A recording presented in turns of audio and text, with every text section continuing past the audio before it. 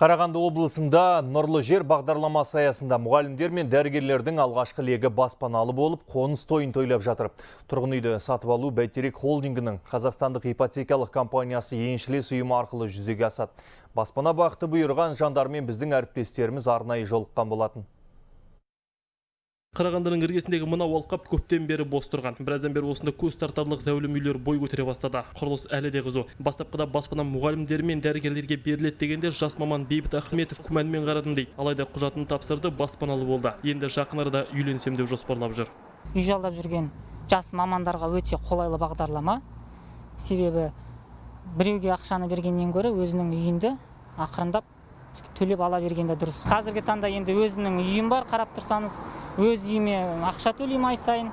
Сол себепті енді отбасын құру алдағы ойда. Расымен де бағдарламаның талаптары көз тартарлық. Бастапқы жарна қажет емес, жылдық төлем 3,1%-тен аспайды. Жалдау мерзімі 20 жылға дейін. Кейін баспананы толық өз атыңызға аударып алуға мүмкіндік бар. Ал қарапайым ұстаз не дәрігердің айлығы жетпесе, кепіл адам ұсынуға болады. Пәтерге үміткерлерді денсаулық сақтау мен білім және ғылым министрлігі ұсынады. За прошедший год тек өткен жылдың өзінде Қазақстан ипотекалық компаниясы нарықтан 1000-ға жуық пәтер сатып алып, мұғалімдер мен дәрігерлерге берді. Үміткерлердің төлем жүргізуге қауқары бар ма жоқ па деген ақпарат тұрақты түрде ипотекалық компанияның сайтында жаңартылып тұрады. Бұл бағдарлама аса маңызды, себебі мұғалімдер мен дәрігерлердің баспанамен қамтылуы ол елдің болашағы. Сондықтан біз алдағы уақытта да осы бағытта белсенді түрде жалғастыратын боламыз. Бағдарламаны іске асыру арқылы алдағы 2 жылда 2,5 мың қазақстандық отбасын меншікті тұрғын үймен қамтамасыз ету жоспарланып отыр. Бұл мақсатқа 40 миллиард теңге қаржы бөлінген. Дәуренбек Бағдәулетұлы, Сайлау Игіліков, Қарағанды, Хабар 24.